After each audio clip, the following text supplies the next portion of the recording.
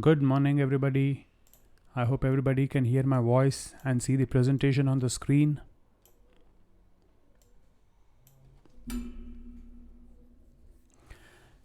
Excellent.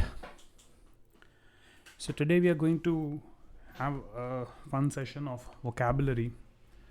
We have done a few sessions of critical reasoning till now, where we saw two specific things: assumptions and arguments. Of course, we have done a lot of passage based questions in those sessions. So today we are going back to English and we're going to take a look at vocabulary, and this is one word substitutes. So basically what one word substitutes is that for a given expression, for a given phrase, or for a given meaning, there can be a single word. For example, a four-wheeled vehicle which is used to travel from one place to another could be a car, right? Or a two-wheeled vehicle which is run using human muscle power, that could be a bicycle. So an explanation is given in the form of a sentence, and you have to identify a single word which can substitute for it. So what we're going to do is I'm going to give you a line, right, an explanation, obviously with four options. But in this case, not only are we going to try to identify the correct option, but we'll also learn the meaning of the other words, right? So if the other words have specific meanings, then we will also try to take a look at what is the meaning of the other words. So in every single example, we will be learning about four different words. So let's see how many of these words we already know and how many of these are new words for us. Chalo. So the instructions are pretty simple. From the given option, select the one that is the best one word substitute for the given phrase, right? Chalo. Starting with the very first one. So what is a single word which can tell you what are the plants and vegetation of a certain region? The plants and vegetation of a certain region. देसी भाषा में तो इसको हरियाली कहेंगे. But the specific word for plants and vegetation of a certain region. So the four words which are given, starting from the bottom: vegetation. The word vegetation itself is used in the phrase. So obviously vegetation won't be the single word, because vegetation and plants may be different. Forest is generally an area which has a lot of trees, but a forest does not refer to only plants and vegetation. It actually refers to the area which has a lot of trees, right? And fauna refers to animals of a certain area. याद है बचपन में we used to say flora and fauna. So fauna refers to the animals of a certain area. So obviously the best possible option to indicate plants and vegetation of a certain region has to be flora. So option A, flora, is the plants and vegetation of a certain region. Chalo. Moving ahead, second one. The art of beautiful handwriting. The art of beautiful handwriting. What is the art of beautiful handwriting?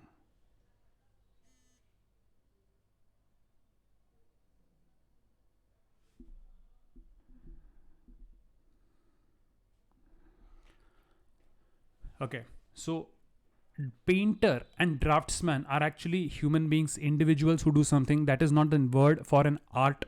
And paleography, paleo means things related to old, right? So paleography is old. Cali means beautiful. So obviously calligraphy, the art of beautiful handwriting, is calligraphy.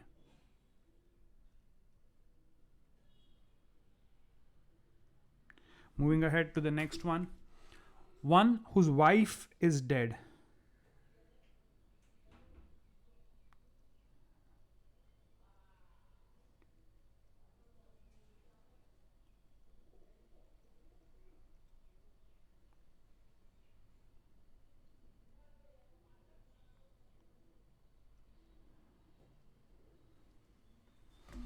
One whose wife is dead. So a widow is actually vidwa. That is a woman whose husband is dead, right? Widow is a woman whose husband is dead. Celibate is a person who does not indulge in physical pleasures. A person, brahmachari, in literally in Hindi or Sanskrit, what we call a brahmachari, is a person who is celibate, who has taken a vow that he or she will not indulge in physical pleasures. And a divorcee is a person who is simply legally separated from the spouse. But when the wife is dead, the word we use for the man whose wife is dead is a widower. So widow is a woman whose husband is dead. The word we are looking for, however, is widower. A widower is a man whose wife is dead. Next one. A thing which is kept in the memory of a person. What would you call that?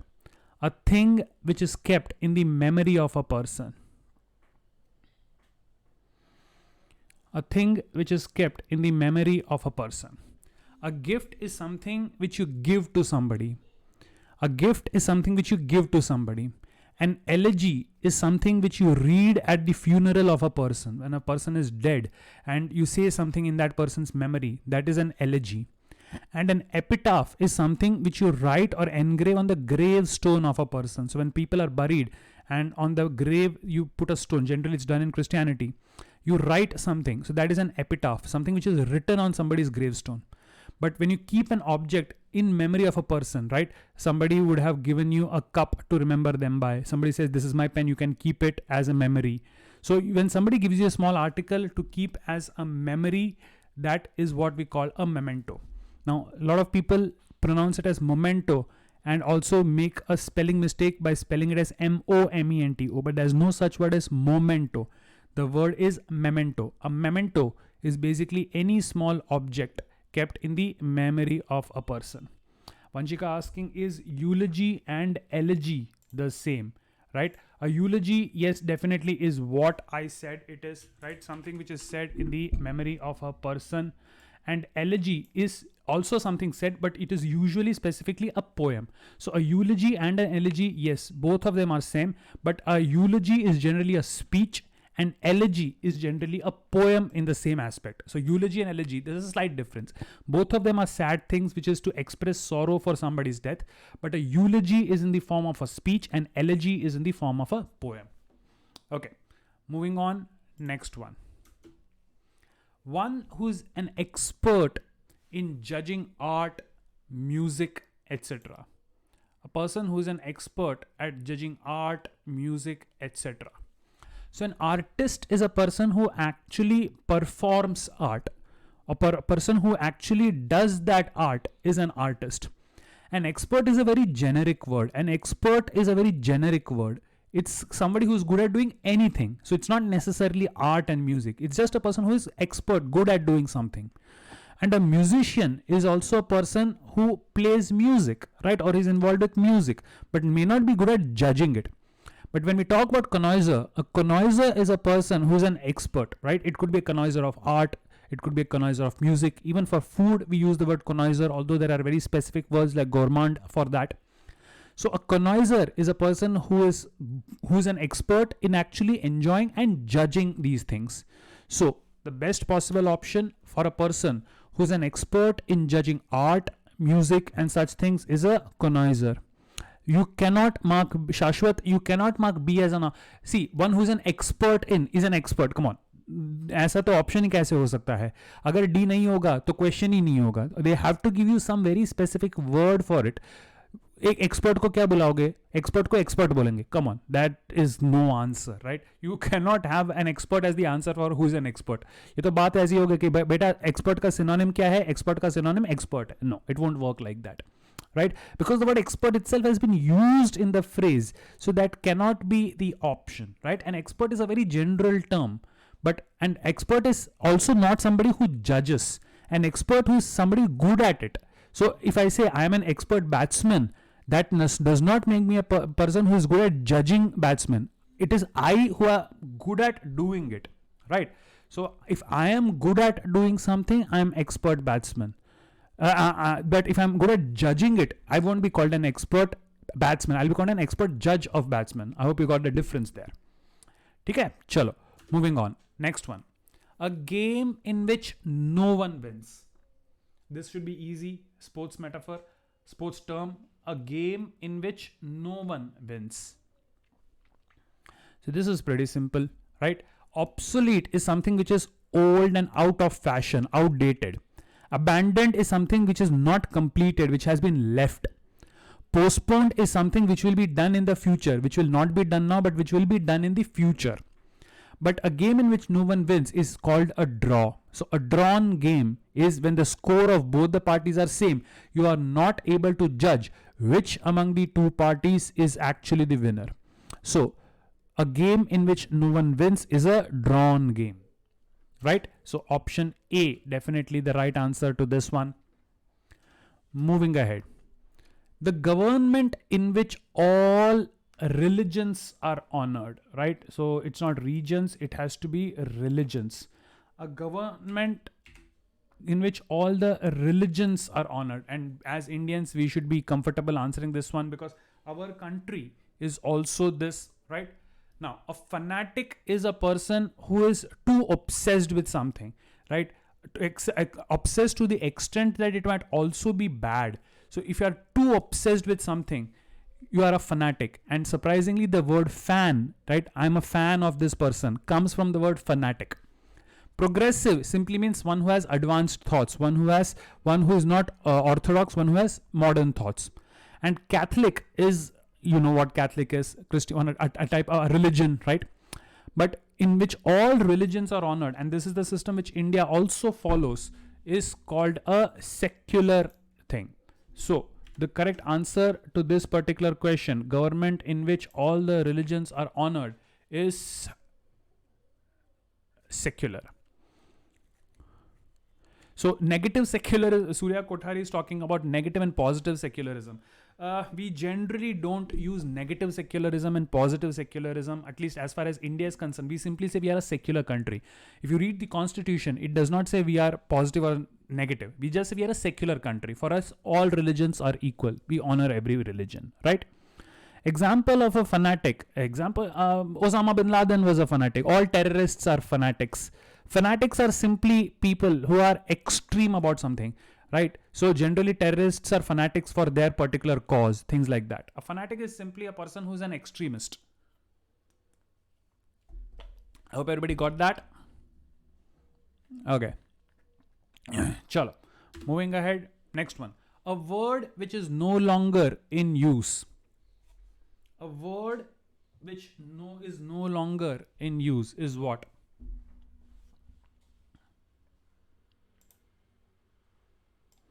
A word which is no longer in use.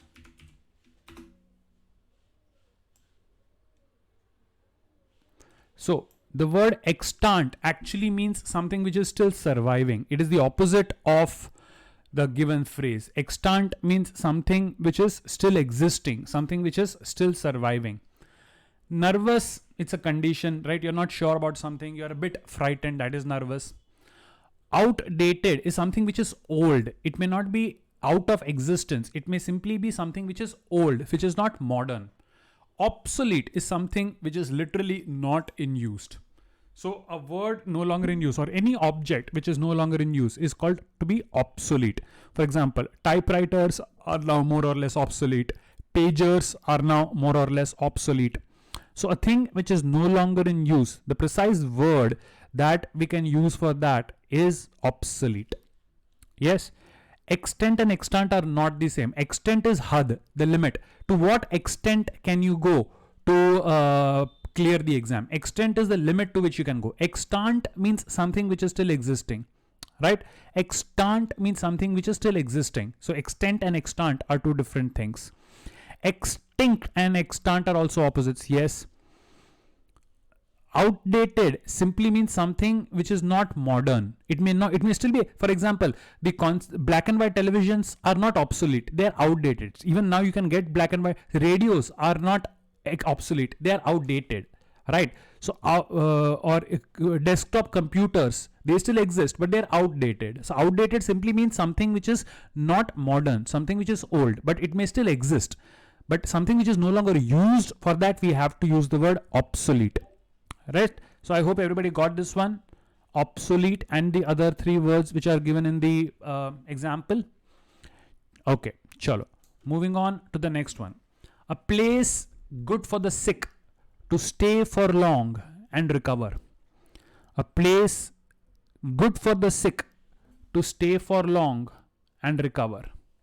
Now, commonly people are going to make a mistake in this. A hospital is not a place for the sick people to stay. It is a place for the sick people to go and get a cure, right? A hospital is a place where you go to get remedy for your illness. You do not stay there for long for recovery. A resort is not a place for sick people. It is for people to go and enjoy. And asylum in this context is a place where generally you put mad people, right? Asylum can also be political asylum, a place where you get refuge, a place where you are safe. But a place for the sick people to stay for long and recover is called a sanatorium. A sanatorium is a place where it's not a hospital exactly. Hospital mein you will have all doctors and nurses and operation theaters and everything. It's basically a place where you're given a remedy for your sickness. But after all the operation is over, they don't necessarily keep you in the hospital. So they might send you to a place where only caretakers are there. Their operation and other things will not be there. But there it will have a resting room. It will have proper caretakers. It's simply a place where you can stay, where they will look after you for a long period of time, right? So these specific places where the sick people stay for a long period of time and where they stay to recover is known as a sanatorium. Right? So a sanatorium is basically a place for people who are sick to stay and recover. It's not a rehabilitation center, right?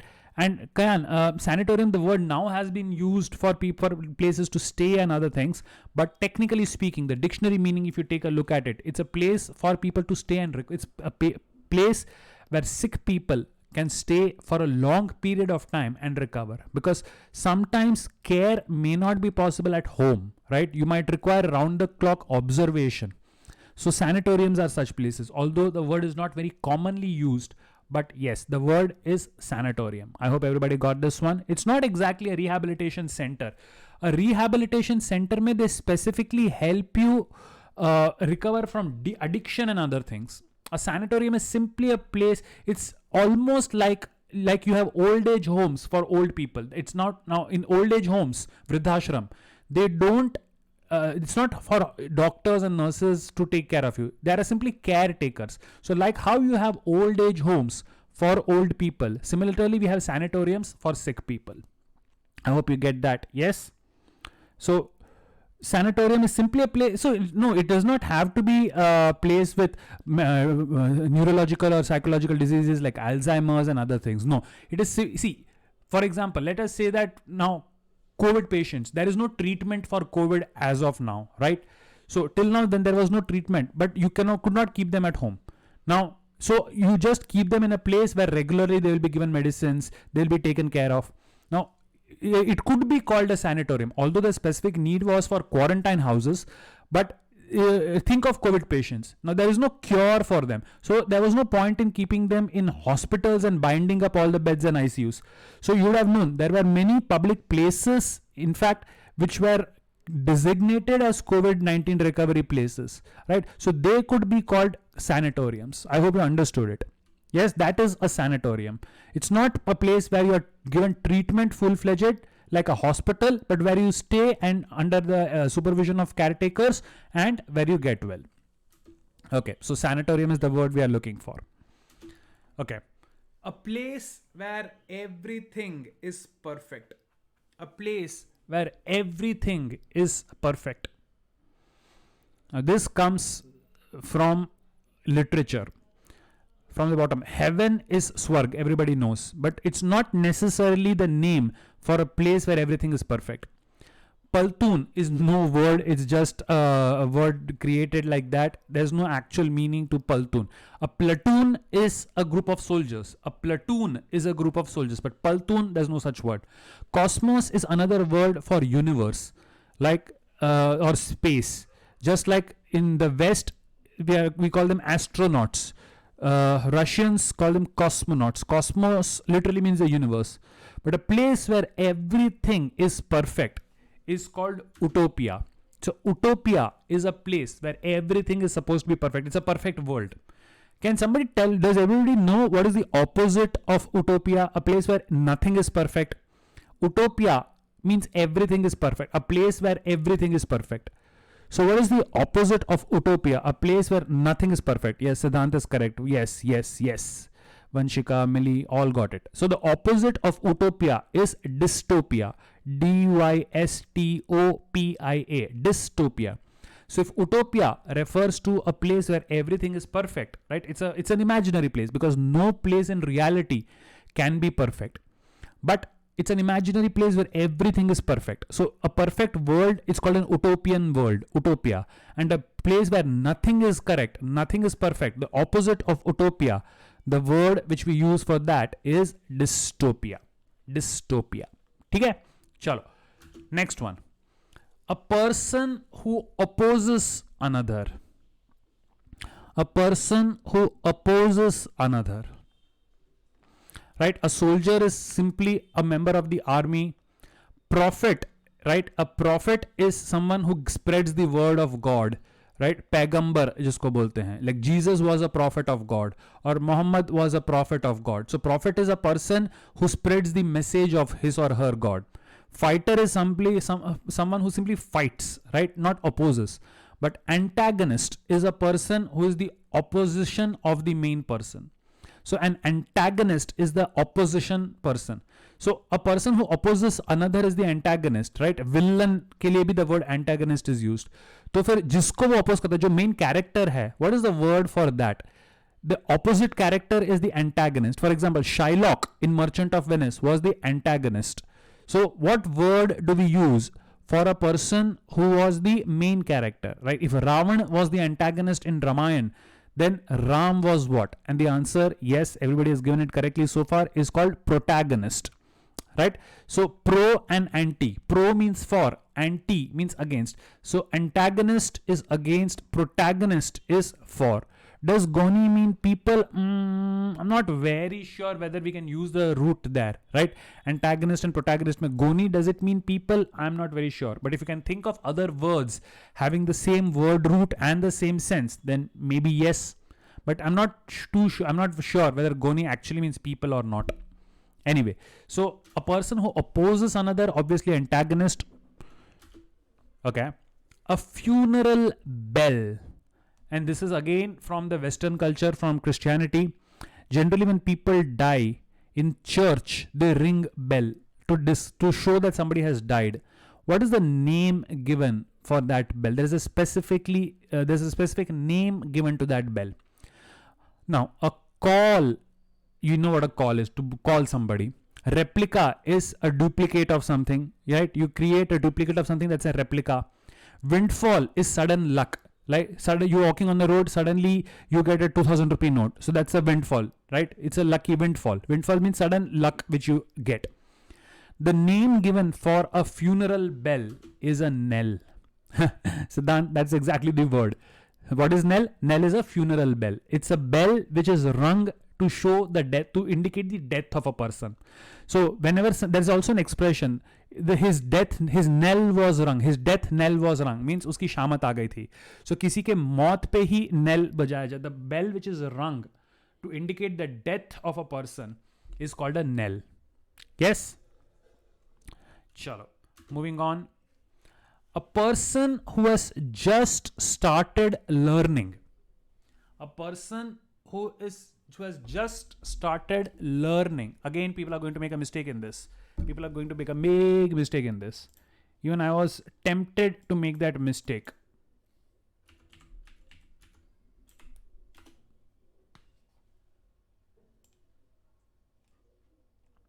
Okay. So common mistake which everybody is making. A foreman is basically like a supervisor, right? On the factory floor, you generally have one person who is like a supervisor, who is a leader or a supervisor. That's a foreman. And a supervisor is obviously like a manager who oversees the others. So it cannot be foreman or supervisor. A novice is actually a person who is new and inexperienced, right? A person who does not have experience is called a novice. But a novice is not necessarily a person who is going to learn. A novice is simply a person who is new and who has no experience. But a person who has started learning, the specific word that we use for that is known as an apprentice. So, a person who has just started learning, it's not novice. Novice is more of a person who is new and inexperienced. But for a specific person who has actually started learning, we use the word apprentice. right? I hope everybody understood the difference between novice and apprentice. Did everybody understand the difference between novice and apprentice? A novice is a person who is new, नया है, जिसको कुछ आता नहीं है, and an apprentice is जो सीख रहा है. So specifically the word that we are looking for in this particular case is apprentice. Kind of chela, actually yes, guru chela, yes, master and apprentice, right? A master and an apprentice. So a person who has just started learning. Yes, that's right. Chalo. Next one. A person who has beautiful handwriting. We already seen the word for beautiful handwriting, right? So a person, again, Shashwat, amateur is a person who is not an expert, right? Amateur ka opposite is professional. An amateur is a person who is not an expert at doing something. It's not necessarily a person who is learning something. Amateur is simply someone who is not an expert at doing something. So no, amateur is not the exact word that we are looking for. Khwaish, like I explained for the past 2 minutes, novice is not necessarily a person who is learning something. He's simply new at it. He's simply without experience, right? I am a novice at karate. Does not mean I'm learning karate. I'm simply a novice at karate. I'm new at karate. I don't know anything. But you cannot call me an apprentice. You cannot call me that I'm learning that. So I'm a novice, but I'm not an apprentice. But if I start learning something, then I become an apprentice. Yes. Disciple is something who's simply a follower. A disciple is a follower. I can teach guru ka disciple bhi hota hai, right? So a disciple is simply a follower of something. You are not learning anything. You are simply following. Like मैं भक्त जो बोलते हैं, the word bhakt is a disciple. Did you get that? Apprentice is intern. Let's not go there. Let's not go into intern, right? Chalo. Here I think everybody would get it. A person who has beautiful handwriting is a calligraphist. I hope everybody understood the previous question and this one to chalo kuch tha nahi. Everybody was stuck on the novice apprentice wala, but I hope everybody understood the difference between these terms, right?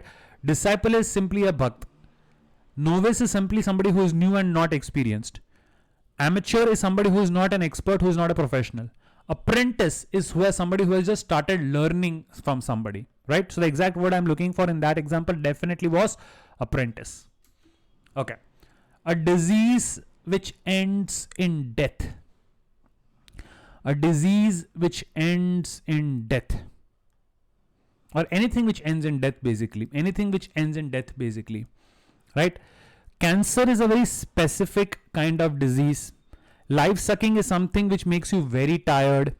And deadly is something which is horrible, but not necessarily something which leads to death. Deadly is very horrible, but it does not exactly mean causing death. But fatal, whenever the word fatal is added, it simply means the result was death. So when I say he was fatally injured, it literally means he was injured to such an extent that he died. It was a fatal accident, means in the accident, death took place. So when a disease which ends in death, the specific word that we are looking for is definitely fatal, right? So anything which causes death is he struck a fatal blow. So here fatal, his blow caused death. So he struck a fatal blow, right? He has a deadly voice. Does not mean that his voice kills people, but it simply means extreme. So deadly does not necessarily mean ending in death. So ending in death, the word that we are looking for is definitely fatal. Chalo. The place where clothes was washed. ये तो पता होना चाहिए. Good Hindi, I mean desi में तो we call it dhobi ghat, right? या कई जगहों पे लोग बोलेंगे this is called bathroom. Bathroom में नहाते वक्त ही धो लेते हैं. But the specific name, a kit is basically a grouping of accessories or equipment, like cricket kit or makeup kit, right? It's just a grouping of accessories. Wardrobe is basically where the clothes are kept. Wardrobe is simply a collection of clothes. And a mortuary is actually a place where dead bodies are stored. A mortuary is a place where dead bodies are stored. But the place where clothes are washed, that place is called the laundry. Of course, now we even call the clothes which are supposed to be washed as laundry, but laundry actually refers to the place where the clothes are washed, right? I hope you know Dhobi Ghat in Mumbai is actually one of the largest outdoor laundries in probably the world.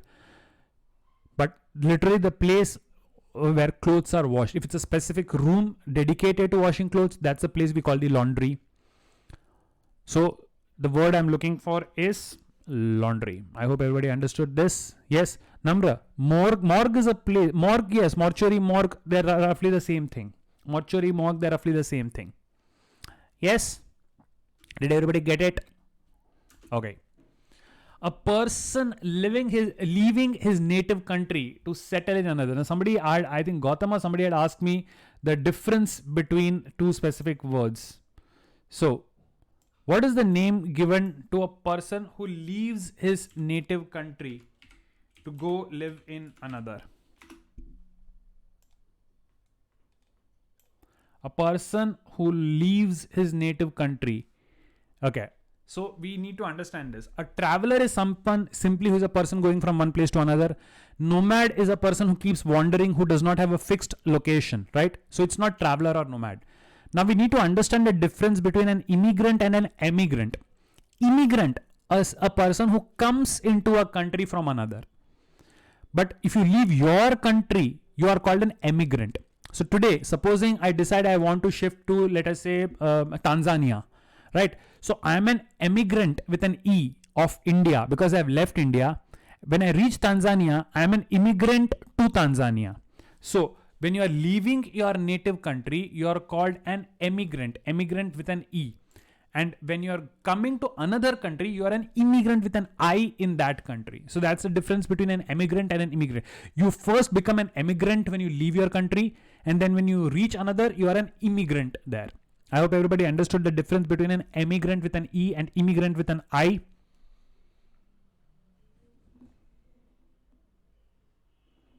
Badhiya chhe. Chalo. Moving on. Who's a person who lives among strangers?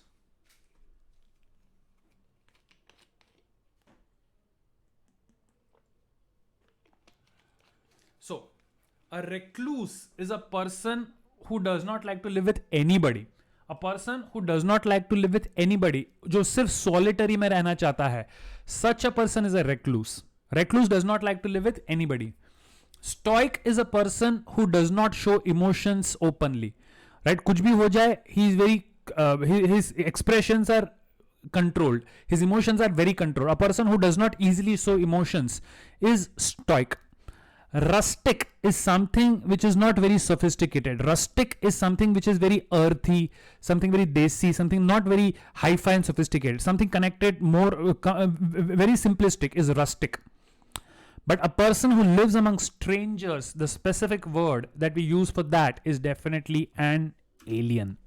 Right? Alien, we generally think of all those people coming from outside the earth and ET, extraterrestrial creatures and other things. But alien actually simply means a person who is not from your part of the world. Right? So an alien is simply a foreigner, a person who is not known to you. Alien simply means an unknown person. So one person who is living among strangers is an alien. Now Vanshika, no, a misanthropist is a person who hates people. A misanthropist is not a person who lives alone. A misanthropist is a person who hates others, who does bad things for others. Recluse is simply a person who does not like staying with other people. He's a solid, he may be a shy person, he may be an introvert, right? A misanthropist is actually a person who does bad things to other people, whereas a recluse is simply a person who lives alone, who prefers being solitary. So there's a huge difference between a recluse and a misanthropist.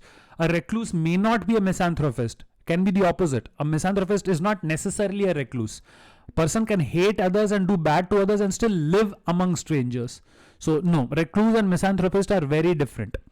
Stoic is a person who does not easily show emotions. कुछ भी हो जाए उसको गाली दो तो भी वो शांत रहेगा, right? So to be stoic literally means to not openly show emotions. It's the opposite of emotional. कुछ लोग होते हैं छोटी छोटी चीजों में easily emotions दिखाते हैं, चेहरा देख के आप पढ़ सकते हो उनको. Whereas a stoic person is a person who is not going to show emotions openly. Right? एकदम कंट्रोल्ड रहेगा, कुछ भी हो जाए उसके एक्सप्रेशंस वो एकदम शांत रहेगा. So that's a stoic person. You understand that, Bhavya? Stoic literally means person not showing emotions very openly. Did you get that, Bhavya? Okay, chalo. Good. Moving on. Next one.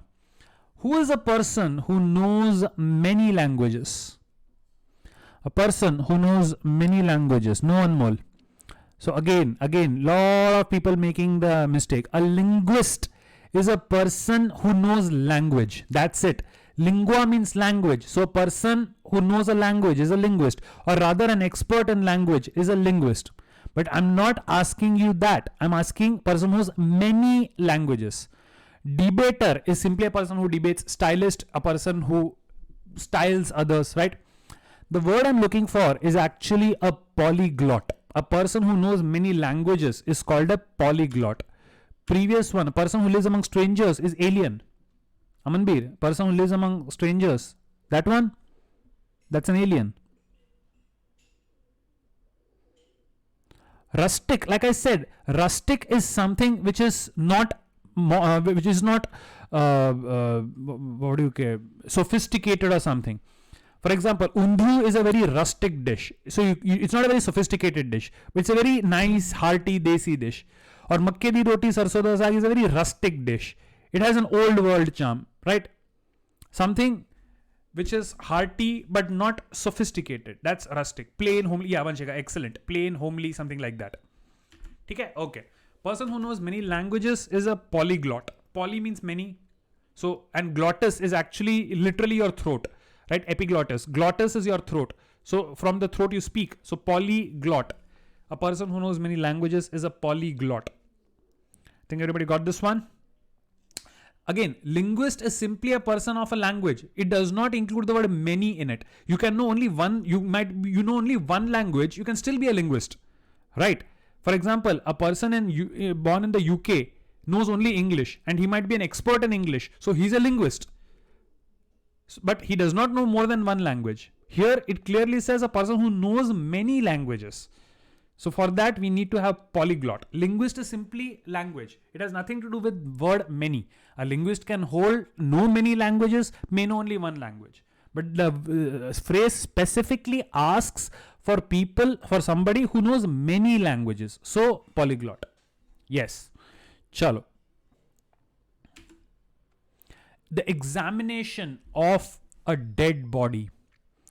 The examination of a dead body. So tanning is simply when you expose to the sun and you get more melanin, so you darken your skin, or another process of curing the leather of animals. So tanning is that. Surgery is simply cutting open something, right, to perform some sort of operation, surgery. And operation, yes, is a step of process. An operation is nothing but a process of doing something, right? But dead body. So mortem, morte literally means death, right? It comes from German morte literally means dead. So post means after. So post-mortem literally means after death. So we say that a post-mortem was conducted on the dead body, right? Obviously post-mortems cannot be conducted on live people because the word post-mortem means after death. So the examination of a dead body, usually when a body dies and you don't know the exact cause of death, but you wish to know why that person died, you conduct a post-mortem surgery. So a post-mortem is nothing but the examination of a dead body. So option C, post-mortem literally means yes, Namra. Watching CID comes you. Yeah, for doctors who have to learn surgery, CID ke procedures useless honge. But at least for us, where we only need to know the meaning of words, yes, it's very useful. In fact, Harry Potter fans will also know the word Voldemort, the name Voldemort. So the word, even his name is associated with death. His name, the mort in his name, sometimes people say J.K. Rowling took it from the word for death. Rigor mortis, yes. So when a body dies, when a person dies, the body becomes stiff after some time. So we say rigor mortis has set in. Rigor means something which is hard. Mortis is death. So after death, the body becomes very stiff. You can't bend the body. So that is called rigor mortis. Good. I like it when you guys come up with new words. That's excellent. Chalo. Moving ahead. One who believes in God. Vanshika says Voldemort means flight of death. Quite possible. I didn't know what Volde meant, but I knew Mort. So Volde means flight of. Okay. Interesting. Chalo. One who believes in God. Right. Devotee means bhakt. devotee does not have to be related to God. You can be a devotee of Honey Singh, right? अब यो हनी सिंह के भक्त हो तो भी आप devotee कहलाओगे. Devotee is not necessarily only of God. Devotee simply means a bhakt of somebody. And a secularist, somebody who believes in all religions, who gives equal relevance to all religions. And agnostic is actually a person who's confused or who does not consider the existence of God. Right? Agnostic is a person who's confused whether God exists or not, or who is not sure about existence of God. So the or dei means God. So a theist is a person who believes in God. The opposite is atheist. Atheist is a person who is a nastic, who does not believe in God. Opposite आस्तिक, जो भगवान में believe करता है, जिसको हम आस्तिक बोलते हैं, that is a theist. It comes from the word thei or theo or dei, which is the root for God, deity, right? भगवान की मूर्ति, deity. So dei or theo means God. So a person who believes in God is called a theist. Okay. A sneering person who always finds faults. कुछ लोग बोलेंगे ये मेरी mummy है, but no, a person जिसको जो दूसरों के में नुक्स निकालते रहेगा. ये क्या है, तेरे को तो आते ही नहीं है, कुछ नहीं कर सकते हैं, क्या ऐसे थोड़ी करते हैं, तेरे को तो करना ही आता है. जो स्नियरिंग पर्सन में जो नकचड़ा दूसरे पे ऑलवेज फॉल्ट्स निकालते रहेगा. सो a kleptomaniac is obviously a person who suffers from a disease, a psychological condition where they keep stealing things. चोरी करने की बीमारी एक साइकोलॉजिकल बीमारी है, that's called kleptomania. Crone is simply a word for an old haggard woman, generally like a witch. Right? एकदम बुढ़ी औरत, बुढ़ी खूसट जो बोलते हैं, that's a crone. And Cupid is actually the Western equivalent of Kamdev. Cupid is actually the Western equivalent of Kamdev. Cupid is the god of love, right? वो typically एक image Valentine's Day पे देखा होगा. There's a baby with wings and diaper पहन के हाथ में bow and arrow होता है. That image is of Cupid, right? But a person who's always finding faults with others is called a cynic. A person who's sneering and always दूसरों में हमेशा नुक्स जो निकालते रहते हैं, ऐसे लोगों को हम cynic बुलाते हैं, cynical. Did everybody understand this? A cynic is a person who keeps finding faults with others all the time. Are we together so far? Surya, misanthropic is also not necessarily cynical. Understand this. Misanthropic is जो दूसरों का बुरा करता है. Cynic is simply जो fault निकालता है. लो आपको जो आपके काम में वो fault निकालेगा, लेकिन आपको वो कुछ बुरा नहीं करेगा. That's a cynic. Misanthrope is a person who hates people and who actually tries to harm the others. Right? Skeptical is actually a person who does not believe. Right? Skeptical is simply doubtful. A skeptic is a person who simply doubts. ये होगा नहीं, I'm not sure कि ये होगा कि नहीं. That means he's skeptical. A skeptic is not a person who's trying to find fault. A skeptic is simply a person who's not sure whether something will happen or not. Dolores Umbridge is not very old, so she may not be a crone. A crone is generally a very old woman, almost इतनी बुढ़ी witch जैसी होती है. Old hag या crone बोलते हैं. Crone generally एकदम old women को बोलते हैं. So Dolores Umbridge in Harry Potter series may not necessarily be a crone, because crone का एक और characteristic is that they are very thin, very emaciated, very लुकड़ा सुकड़ा types. So typical जो witches के आपको images दिखते हैं, right, in Western culture, they are defined as the word crone. Kleptomaniac is a person who has a disease of stealing. कुछ लोग होते हैं, they have a psychological condition, हमेशा चोरी करने के, कहीं पे भी जाएंगे कुछ भी चोरी कर लेंगे, कुछ भी उठा लेंगे, दुकान में जाएंगे चुपके से कोई चीज पॉकेट में डाल देंगे. They are not necessarily actively consciously doing it, but sometimes they are suffering from a condition, so that condition is called kleptomania. Person, I have not seen the Snow White movie, but I'm presuming yes. Typical old buddhis, लंबा नाक पे एक मस्सा type हंसती रहेगी. That is what we call a crone or a hag. I hope everybody got what is a crone or a hag. Right? Okay. Chalo. Something which cannot be taken away. Something which cannot be taken away.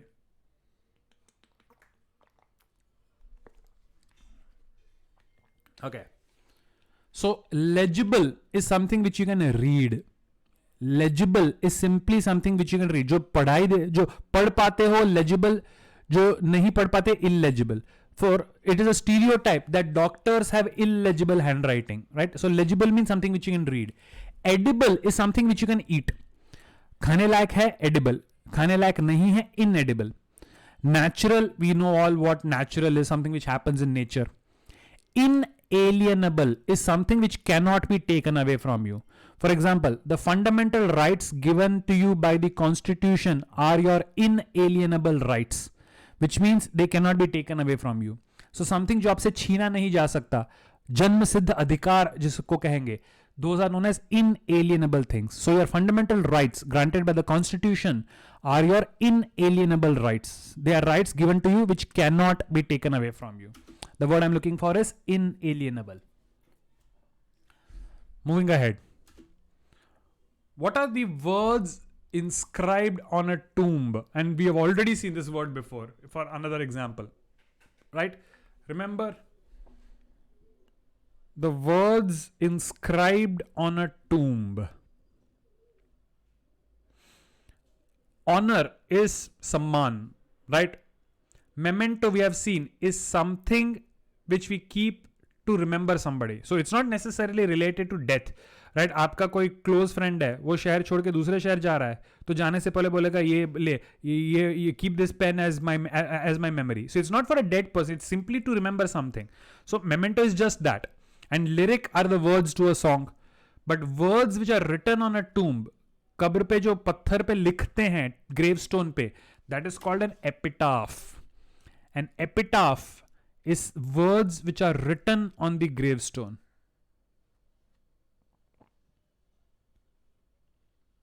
Okay. Namra has a question. It's a deep philosophical question. Are human beings natural or man-made? Now that's a very, it's like the chicken and egg thing, right? Human beings, are they natural or man-made? For vocabulary purposes, even for vocabulary, you can't answer that question. Humans make humans. So technically they should be man-made. But they are human beings, so they are natural, but they are created by humans, so they're man-made. It's like chicken and egg problem. Jay gives me a right thing. It says they are naturally man-made. Jay says they are naturally man-made. Excellent. Anyway, I hope everybody understood what is an epitaph. Sometimes thoughts like that are fun in between. Okay. A decision on which all are agreed. A decision on which all are agreed. Everybody should get this. Confession is simply when you say, okay, yes, I've done. When you agree to have done something, generally a crime, you confess to a crime. Obsolete, we have seen something which is no longer in use. And anonymous, something whose creator is not known. Right? Anonymous is something whose creator is not known. But unity, everybody is agreeing to the same thing. So that is unanimous. The only bill which is generally unanimously passed in the parliament is a bill for the increase in the salary of the MLAs and MPs. Right? ऐसा खुद की पगार को बढ़ाने का जो bill होगा वही जनरली यूनानिमसली पास होता है, वरना सब पे ऑपोजिशन को कुछ ना कुछ तो पंगा होता है. But anyway, a decision on which all are agreed unanimously. Nobody says no. Everybody agrees with it. That is known as a unanimous decision. Na Swayam. Consensus. Yes. Unanimous consensus also means the same thing. Shiv. Excellent. Consensus also means the same thing. Consensus means when everybody agrees to it. Right? Unanimous decision. Also called a consensus. Good. Next one.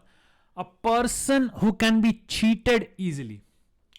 A person who can be cheated easily. What's the specific word for that?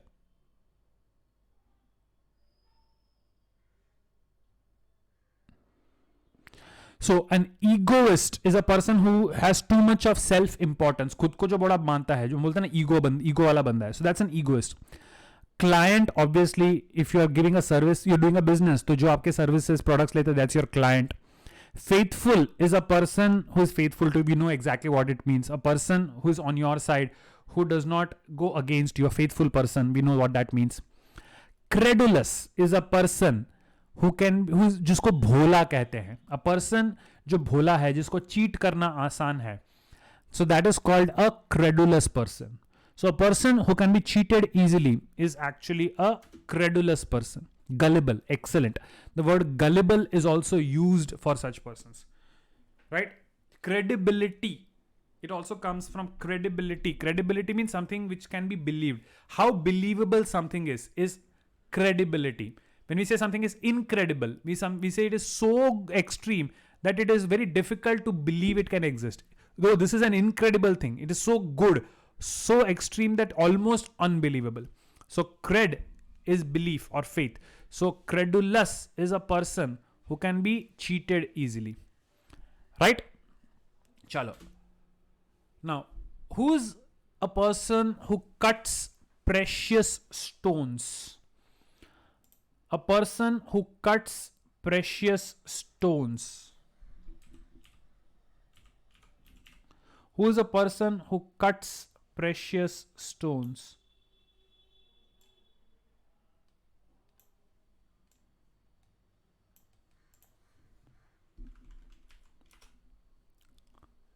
So, a drover is actually a person who drives cattle or sheep. Right? हम जिनको cattle herds बोलते हैं. So, a drover is literally a person who drives cattle. An oculist is generally eye के जो ophthalmologist या optician जो होता है, an oculist, it has something to do with the eyes, आंखों का. So आंखों का जो डॉक्टर है जो चश्मे बनाता है, more specifically, that's an oculist. A philatelist is simply a stamp collector. Stamp collection is known as philately. So a philatelist is a stamp collector. So a person who cuts precious stones, right? This is very famous in Surat. Surat has this diamond cutting industry, right? Surat in Gujarat is very famous for the diamond cutting industries. So what are those, right? So जो रत्न, हीरे, मोती सबको जो काटने का काम करता है, that person is known as a lapidist.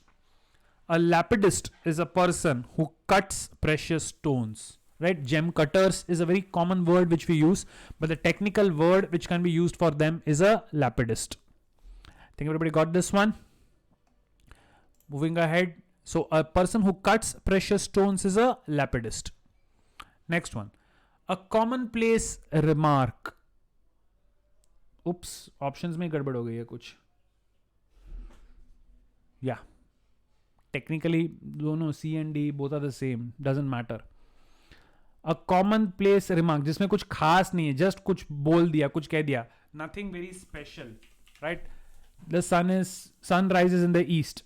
That's it. The sun rises in the east. So that, what is that? An epigram is actually something which is very witty or clever. It's a short poem or an idea, but if you say it in a very witty manner, that's an epigram. And remark is your comment on something, right? But a commonplace and remark का answer remark तो नहीं हो सकता, right? वो तो हमने कह दिया, देखा, phrase में जो word होगा वो आंसर में नहीं होगा. So the word we are looking for is statement. A statement is simply a remark which does not have any specific meaning. For example, somebody says, grass is green, right? It's very common. There's nothing extraordinary. You're not giving your opinion or you're not explaining anything. You're just making a statement, right? It is so a commonplace remark which is just said, which has no special importance, is simply a statement. Did you get that? An epigram is something which is very clever and witty. I hope everybody understood this one, right? Commonplace remark is a statement. Yeah, mistake. It should not be, right? It should not be. Just mistake. Okay. Chalo. A long journey, especially by sea. A long journey, especially by sea. So safari is normally used for an adventure where you see a lot of animals, right? A jungle adventure is generally called a safari. Flight, we know, is by air. And Odyssey is simply a long journey, right? Full of adventures. And this comes from the Greek book, the Greek epic Odyssey written by Homer. But Samudri Yatra, a journey which is made by sea, for that very specifically we use the word voyage. So a voyage or a voyage is a long journey, especially by sea.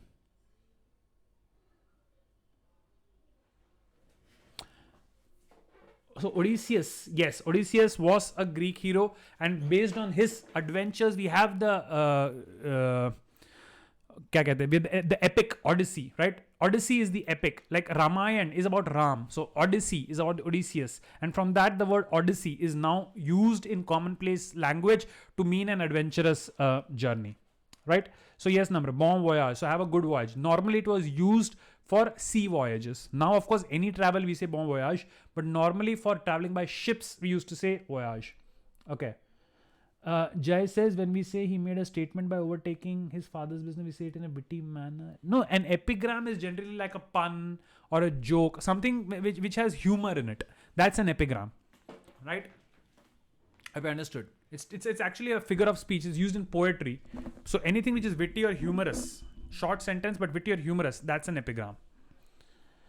It's not a common statement. It is not a simple statement which has no great value. Epigram is something very specific. Chalo, did everybody get this one? I hope everybody did, right? So a long journey, especially by sea, specifically is a voyage. Next, a speech made to oneself. A speech made to oneself.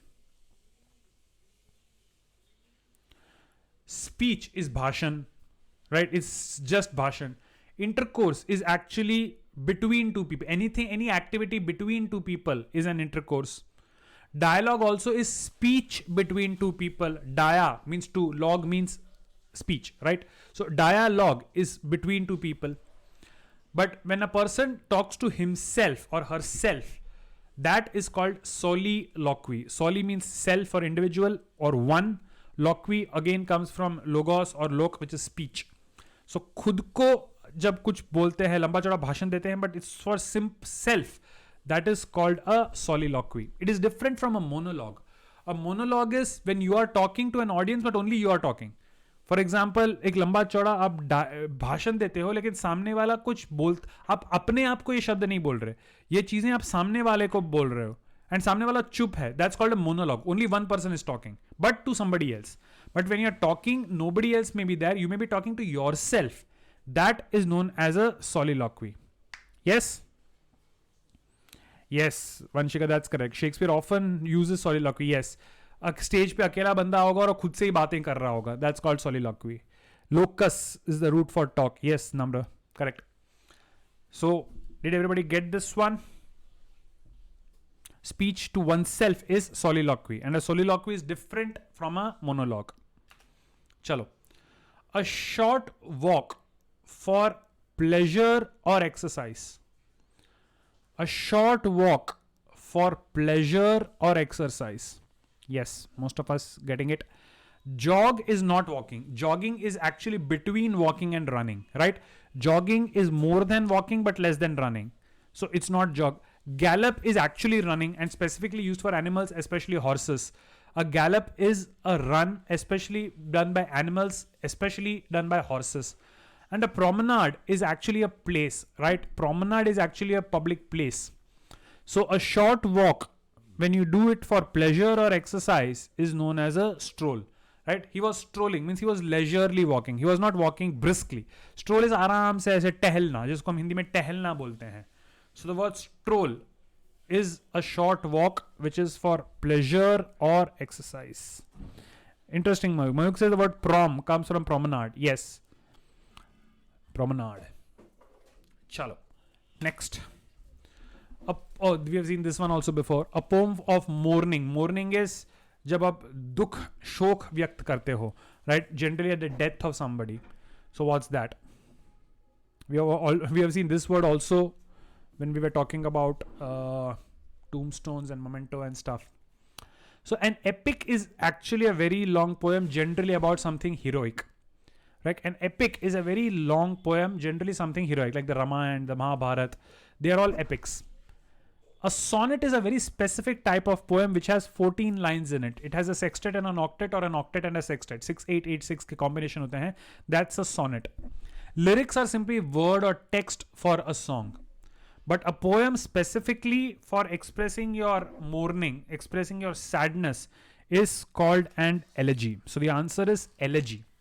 Lyrics, right? इस songs के lyrics क्या हैं? So lyric is simply the words to a song.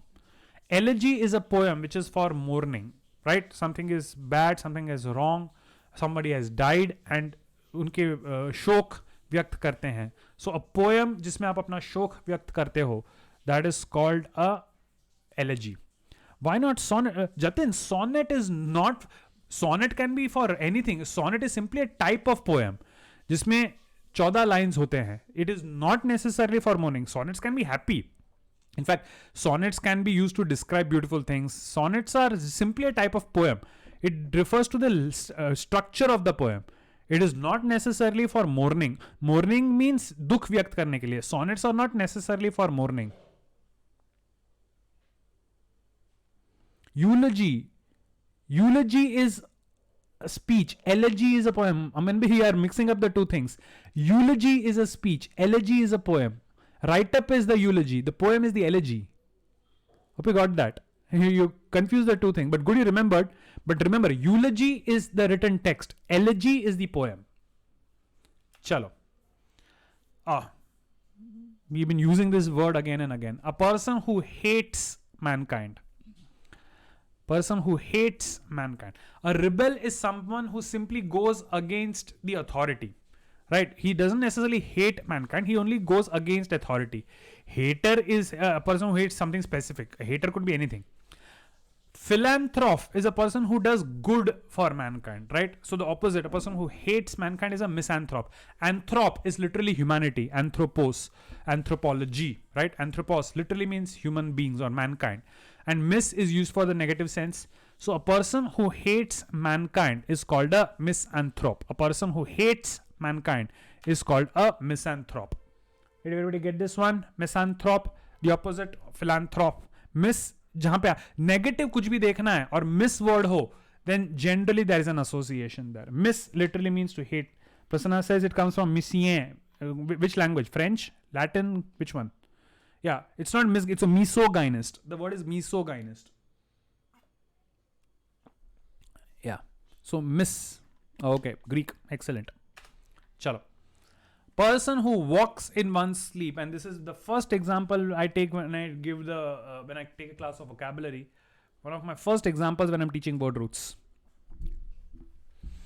So a person who does not know anything, for example, Jon Snow, is ignorant. Neomatic. I have neo means new.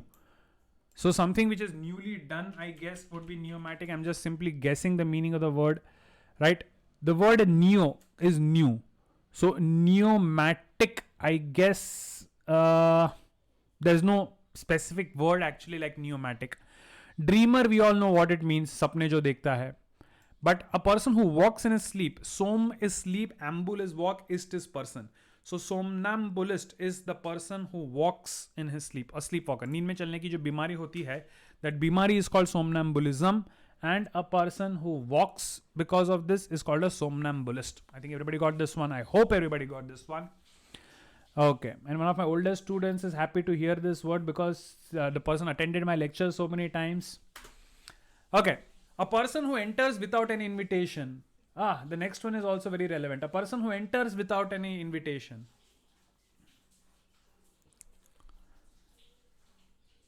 So, thief is a person who comes and steals things. Thief is a person who steals things. Burglar is also similar synonym to thief, a person who steals. Vandal is a person who actually comes and causes destruction. A person who comes and causes destruction is called a vandal. But a person who simply comes without invitation is known as an intruder. So the first three actually do something wrong.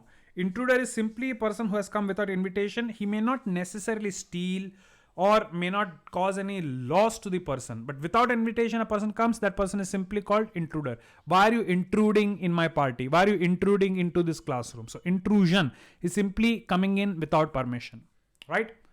So next, a person who is talkative. A person who is talkative. चटर जो बातें करते रहता है. A person who is talkative. Prasanna, you'll be surprised to know what C means. Okay, so orator is a person who is good at making public speeches, right? A person who's very good at making speeches, especially public speeches, is called an orator. Speaker is simply a person who talks, right? A person who is talking at that point of time is a speaker. Laxative is something which causes your body to expel solid waste in a solid manner. Basically जो आपको जुलाब देता है that is a laxative. पेट को जब साफ करना हो तो कभी कभी वी टेक सम मेडिसिन और something which causes us to pass motion a lot of times. बहुत सारी पॉटी हो जाती है, right? Jamal gota is one such thing. So a laxative is a thing which causes you to have a lot of expelling of solid waste from the lower orifice of the human body. Technical way of calling potty. So laxative is julab jo karwata hai. But जो बातें करता है that is simply a garrulous person. A person who जो बहुत बातूनी है, right? A person who talks a lot is a garrulous person. Yes? So a person who is very talkative. Garrulous, see, number it doesn't have to be a person who talks uselessly. It can be a person who talks a lot. जो बातूनी है, जो बक करते रहता है. It may be useless, may be useful, but it's not necessarily something which we want, right? So a person who is talkative is a garrulous person. I hope everybody got this. Yeah, and laxative, now Prasanna got it. Yeah, so bad guess. Laxative is literally a type of thing which causes you to pass a lot of motions. Anyway, the scientific study of fungi. Fungi is the plural of fungus. Even mushroom is a fungus for that matter. So what is the name for the scientific study of fungus? Okay. So zoology is simply the study of animals. And botany is the study of plants. And physiology is the study of bodies, right? Body ka jo study hai, that is physiology. But fungus comes from their scientific name, mycelium, I think. Don't remember my biology. But the study of fungi is technically called mycology. The study of fungi is technically called mycology. I hope everybody got this one. Yes? So the scientific study of fungi is called mycology. ठीक है? चलो. Moving on, next one. What is the story of a man written by himself?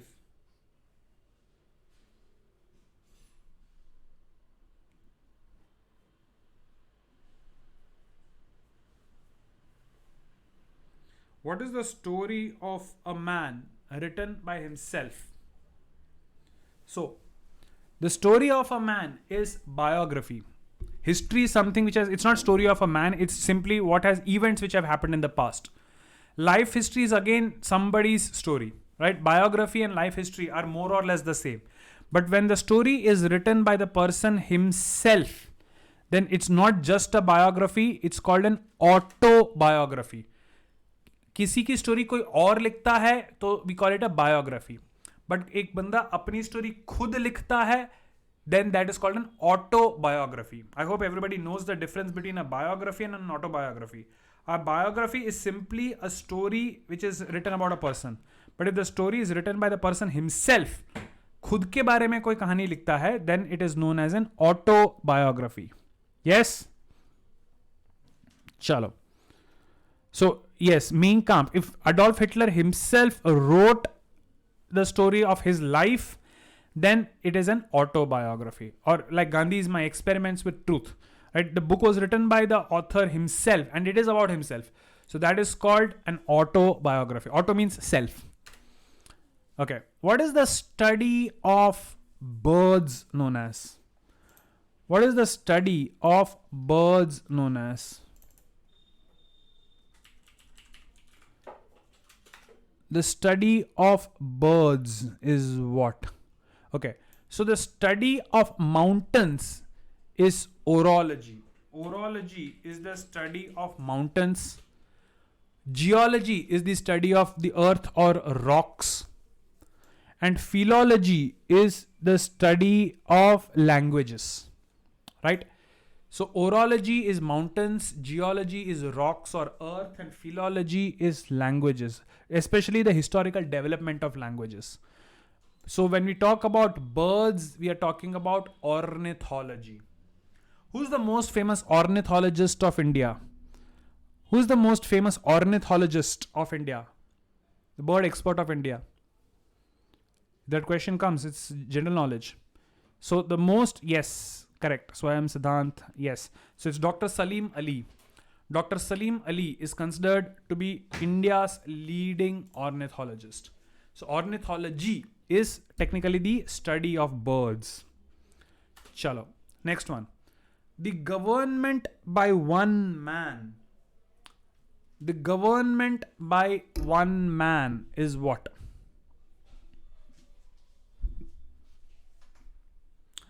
Technically, what is called a dictatorship. So a democracy is generally when it is done by the people, right?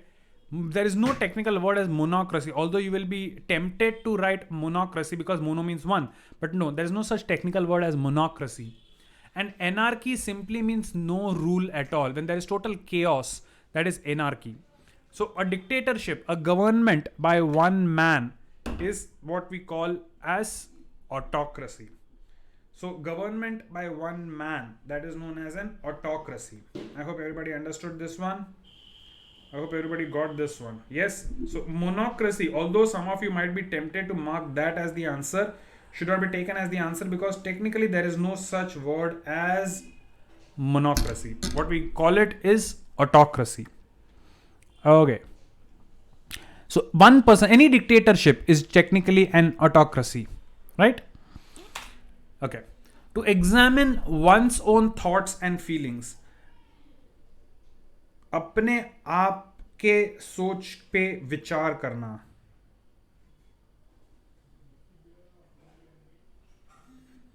अपने सोच, अपने मन, अपने अंतर मन को examine करना. Some philosophical term. What is that? So meditation is simply dhyan. Meditation is simply dhyan, right? To concentrate, to focus. Retrospection and reflection. Retrospection is to think about the past. To think about the past or to think about what I did in the past, that is retrospection and reflection.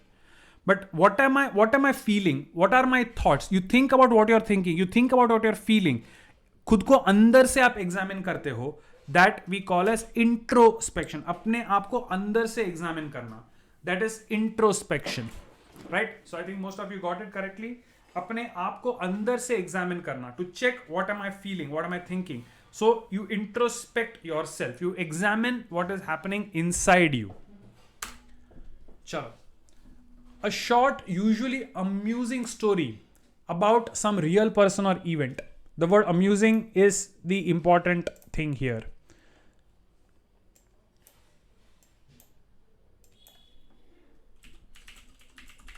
So a short, usually amusing story about some real person is what?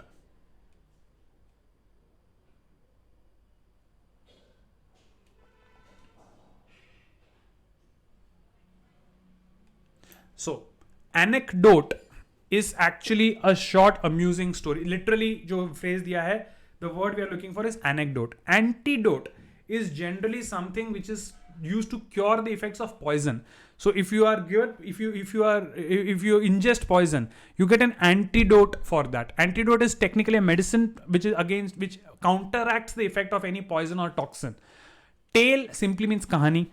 And an allegory is also a kahani, but in which symbolism is used, right? For example, एक बार सुख और दुख चल रहे थे. So you give qualities like sukh, dukh as a human being. You use them as symbolism in the story. So an allegory is a story which contains a lot of symbolism in it. But a short story, which is generally a funny story about somebody, so that we call as an anecdote. So the answer is anecdote. I hope everybody understood it. Anecdote क्या होता है?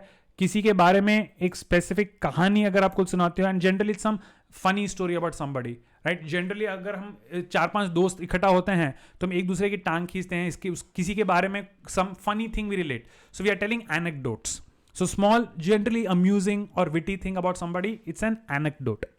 I hope everybody. Tale is simply a story. It is not it's not necessarily amusing. Tale is just a kahani. Even Mahabharata is a kahani. It's a tale. The Ramayana is a tale, but they are not necessarily amusing. But when it is, and they are not necessarily even short. So an anecdote is a short and amusing story about a real person. Chalo. Moving ahead, next one.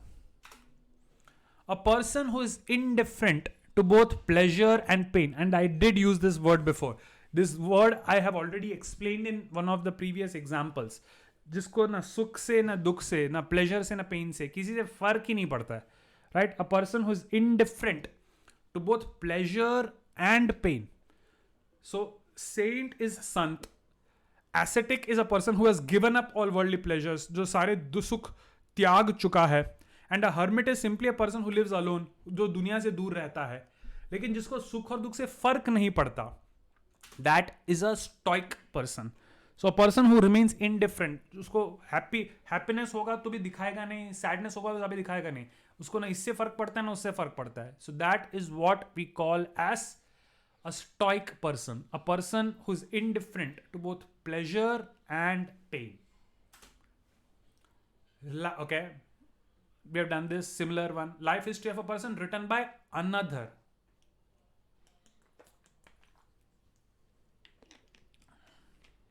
Yes.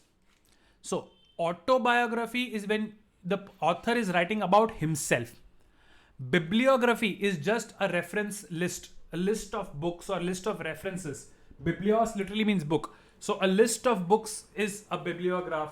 Bibliography is just writing down a list of books. A memoir is when you're writing about your own experiences, right? You are writing about your own experiences, but it is not your life history. It is not the history of your life, right? It's simply one or two incidents from your life. If you write your memories, right? Then that's called your memoir. But when your complete life history is written by another, that is what we call a biography. Bio literally means life. Graphy means writing. So life ke bare mein likhna, right? So the life history written is a biography. I hope everybody understood this particular thing as well. Chalo. Next one then. The custom of having many wives. The custom of having many wives. Okay. Yes. Monogamy is the custom of having one wife. Bigamy or bigamy is the custom of having two wives. And matrimony is literally means marriage, right? Matrimony literally means marriage, right? Wedding. So polygamy, right? So poly means many. Polygamy is the custom of having many wives. Yes. Gamos or marriage. Yes. So polygamy. Yeah. Surya. Polygyny. Polyandry and polygyny are the two words which are very specific. But from the given options, it is polygamy. The specific word is polygyny. Polyandry is many husbands. Polygamy is actually many spouses. It can be either wife or husband. But from the given options, the only thing which we can select is polygamy. Yes? Right? A lot of they are pointing, I know. Andros, android. Andros means man. Gynos is woman. But from the given options, the one which we can select is polygamy. I hope everybody got this one. Okay? Chalo. Moving on. A person who does not believe in any religion. Again, people are going to make a mistake here.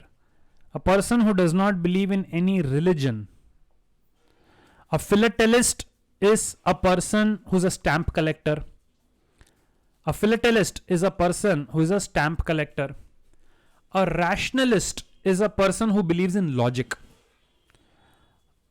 An atheist is a person who does not believe in God. And a pagan is a person who does not believe in religion. Atheism is not about religion. Atheism is about God.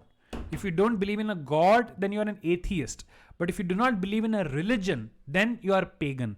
So for Hindus, anybody who does not believe their religion is a pagan to them. For Christians, anybody who does not believe in their religion is a Christian, right? I mean, Hinduism is a bad example because Hinduism does not have the concept of paganism. But for other organized religions like Christianity or Islam, If a person does not belong to the religion, who does not believe in the religion, the name given to them is pagans. Specifically, Christians used to believe non-believers to be pagans. Just like in Islam, the non-believers are the term used is kafir, right? A person who does not believe in that. So, atheist is a person who does not believe in God, but not believing in religion makes you a pagan. Did you get that? So the best possible answer is, a lot of you would be tempted to think that the answer is atheist. It's not. Atheist is not believing in God, but not believing in religion is paganism.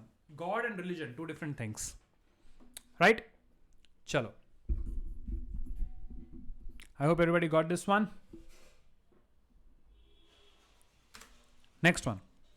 To bring about gentle and painless death from incurable disease. A gentle and painless death from an incurable disease is what? A gentle and painless death from an incurable disease. So suicide is when you kill yourself. As simple. Suicide is simply when you kill yourself. Euphoria is the feeling of lots of joy. You feel very good. That is euphoria. Gallows, फांसी के फंदे को gallows बोलते हैं. The place where a person is taken to be hung till death. Those are known as the gallows.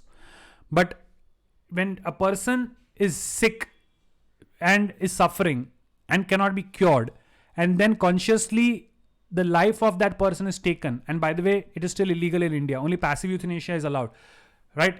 General euthanasia is still illegal in India.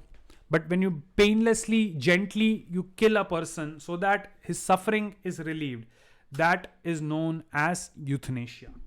Yes, it's still a very controversial thing. But when you purposely, painlessly try to take the life of a person in order to give them relief from suffering, that is known as euthanasia. Yes? Okay. Chalo. A man of lax morals. Moral values means someone who believes in good things. Lax में जिसके moral values बड़े ढीले ढाले हैं. A person जिसके moral values बड़े ढीले ढाले हैं. Lax means loose. तो जो एकदम loose moral का बंदा है. So a ruffian is basically a lukha. रास्ते में हम रास्तों को बोलते हैं ना, ए लुक्खा है साला, टाइम पास है, लुक्खा है.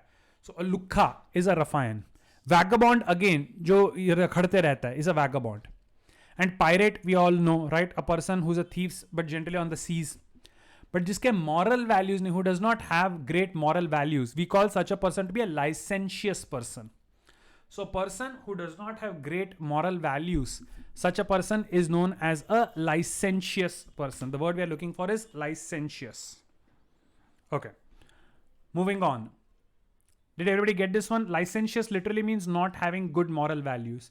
Who involves in a lot of vices, bad habits. Okay. A small enclosure for cattle, sheep, poultry, etc. A small enclosure for cattle, sheep, poultry, etc. Okay.